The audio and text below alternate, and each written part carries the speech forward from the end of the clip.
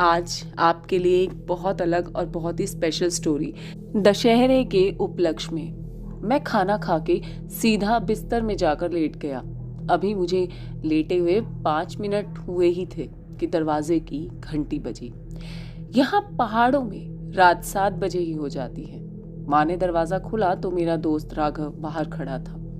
आज दशहरा था तो वो मुझे पास के गांव में लगे मेले के बारे में बताने के लिए आया था और घुमाने ले जाने चाहता था।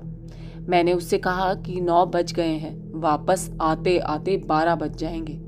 वह बोला, अब हम बच्चे हैं क्या, तू भी ना, बाकी के सारे दोस्त तेरे घर के बाहर खड़े हैं, चल ना यार, मैं भी तो जा रहा हूँ। मैंने मेरी माँ से पूछा, उन्होंने सिर्फ इतना ही कहा कि वक्त पर वापस आ जाना। वो लोग 2 बाइक पर सवार थे। पास के गांव में जाने के लिए वो लोग 4 लोग थे। बीच में एक बहुत चौड़ी नदी पड़ती थी। वैसे तो उस नदी पर पुल बना हुआ था। वो बहुत तेज गाड़ी चलाकर 10 मिनट में ही मेला पहुंच गए। उन्होंने मेले में बहुत एंजॉय किया। रात के करीब 11:30 बजे के आसपास राघव ने साहिल से कहा कि चल यार, अब घर की तरफ निकलते हैं। प्रीतम और गणेश ने भी हाँ में हाँ मिलाई। वो चारों अपनी बाइकों की तरफ जाने लगे। तभी उन्हें मेले में एक लड़की दिखाई दी। वो लड़की इतनी ज्यादा खूबसूरत थी कि उसे देखते ही वो चारों घर जाना भूलकर जैसे वहीं बावले हो गए। जैसे ही वो लड़की नजर आई वैसे ही गायब भी हो गई।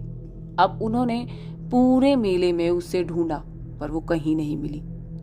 अब वो चारों थक कर वहां से निकल गए।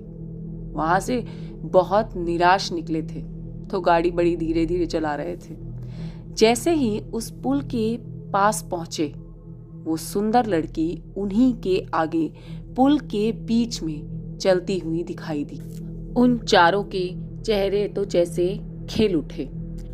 उन्होंने थोड़ा तेज बाइक चलाकर उसके आगे लगा दी और उससे बात करने के लिए मानो आतुर होने लगे। बाकी सब तो बात करने के लिए ठीक है, आतुर थे, लेकिन प्रीतम उस पर कुछ ज्यादा ही लट्टू हो रहा था। तीनों को ये बात अच्छी नहीं लग रही थी।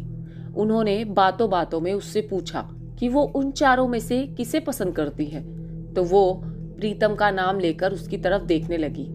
वो इतनी ज्यादा सुंदर थी कि प्रीतम उसके मोह में फंस चुका था। प्रीतम ने उसे अपनी बाइक पर बिठाया और वहां से चला गया।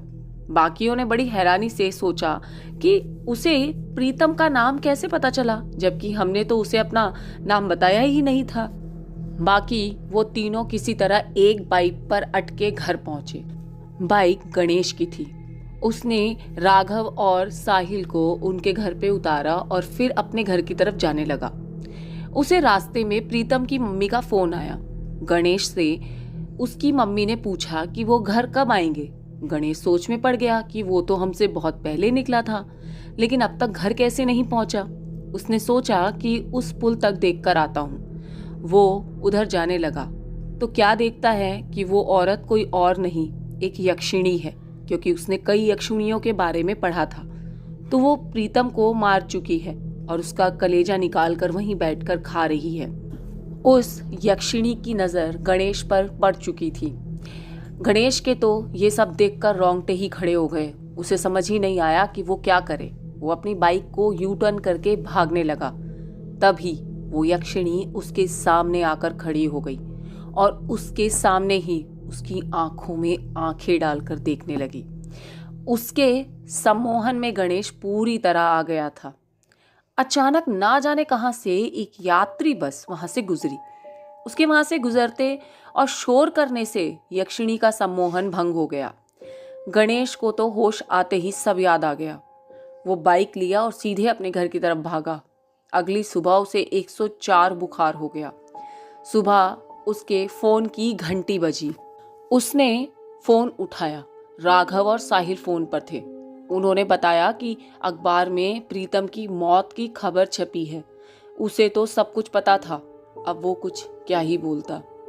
धन्यवाद। यदि आपको मेरा ये चैनल अच्छा लगता है तो प्लीज़ मुझे लाइक, शेयर और कमेंट करें। मेरे चैनल को सब्सक्राइब ज़रूर करें।